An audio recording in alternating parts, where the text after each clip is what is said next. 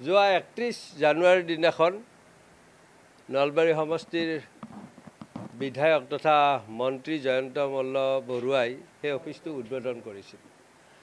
আৰু এইটো তেওঁলোকৰ পৰম্পৰা আগৰ পৰাই আছে। নলবাৰীৰ মানুহে জানে, আপোনালোকৰ নিশ্চয় মনত থাকিব, যেতিয়া তেওঁলোক কংগ্ৰেছত আছিল সেই সময়ৰ মুখ্যমন্ত্ৰী মাননীয় তৰুণ গগৈ ডাঙৰীয়াই ইয়াত এটা ধৰ্মীয় কাৰ্যসূচীত নলবাৰীত যোগদান দিছিল, বছৰেকত যজ্ঞ এখনত।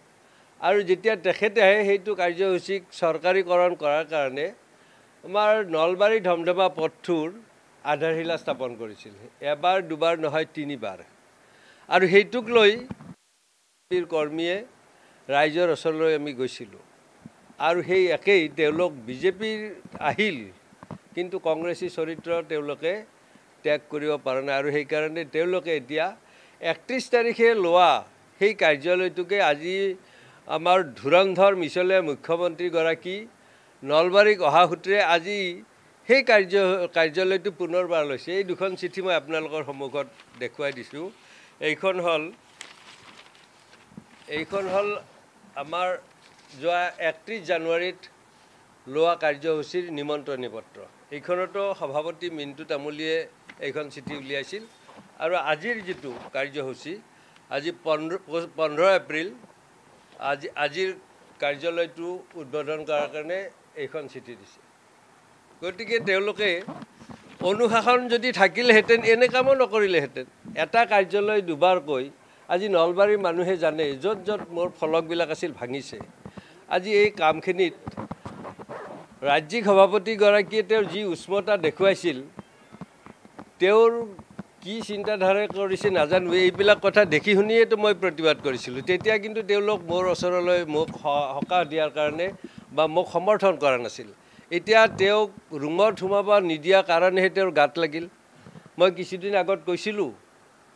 কিছুদিন আগত আপোনালোকৰ সন্মুখতে কৈছিলোঁ যে আজি হিমন্তই এজন মানুহক মাৰিছে বা কাৰোবাক পুলিচৰ হতুৱাই মৰাইছে, এই কথাটো বাকীবোৰে ভাবিব নালাগে যে কাইলৈ মোৰ গাতো এচাত পৰিব। মই সেইটো কৈছিলোঁ আৰু সেইটো আজি হ'ল।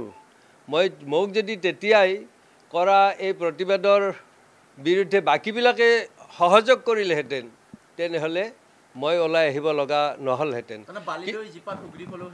সেইটো তাহানিতে কোৱা প্ৰবাদ কেতিয়াও মিছা নহয়। আপুনি কোৱা কথাখিনি সঁচা। আৰু মই সেইকাৰণে আজি ডক্টৰ নৱনীল বৰুৱা ডাঙৰীয়াই এটা কথা লিখিছে যে আজিৰ দিনটোত আটাইতকৈ সুখী মানুহজন চাগে অশোক শৰ্মা। মই তেখেতলৈ ধন্যবাদ দিছোঁ। সুখী হয়, কিন্তু মই লালন পালন কৰি অহা দলটোৰ এনে অধপতন দেখি মনত দুখো পাইছোঁ। এটা নীতিনিষ্ঠ দল বুলি সকলোৱে কয়। সেই নীতিনিষ্ঠ দলটোত আগতে কৰিছিল বেলেগ কথা আছিল, কিন্তু এতিয়াও যদি এটা কাৰ্যালয়কে দুবাৰকৈ লয়, ইয়াত অনুশাসন থকা বুলি কয়, বৈদিক প্ৰক্ৰিয়াৰে তেওঁলোকে লোৱা কাৰ্যালয়টো তেতিয়া ফলক ভাঙি আৰু নতুনকৈ ফলক লগাইছে। এই কথাটোতে ভাবিবলগীয়া কথা। আৰু এইটোত নৈতিকতাৰ কথাও আহে। নৈতিকতাবিহীন ৰাজনীতিয়ে কেতিয়াও সমাজৰ উন্নয়ন কৰিব নোৱাৰে। সেই কথাটো আমি বহুবাৰ কৈছোঁ। আৰু ধাৰৰ উপৰি ধাৰ কৰি ৰাজ্য এখনো চলাব নোৱাৰে, যিটো আজি কৰ্মচাৰীসকলে এই বিহুৰ বতৰত তেওঁলোকে দুৰ্ভোগ ভুগিব লগা হৈছে। মই প্ৰতিবাৰতে কওঁ যে আজিৰ পৰা ৩৫-৪০ বছৰ আগত নামনি অসমত বিশেষকৈ এটা প্ৰবাদ চলিছিল, দা ভাল হৈছি দা, ভিনি মাটি বেচিব পাৰে, বাই সুখত আছে।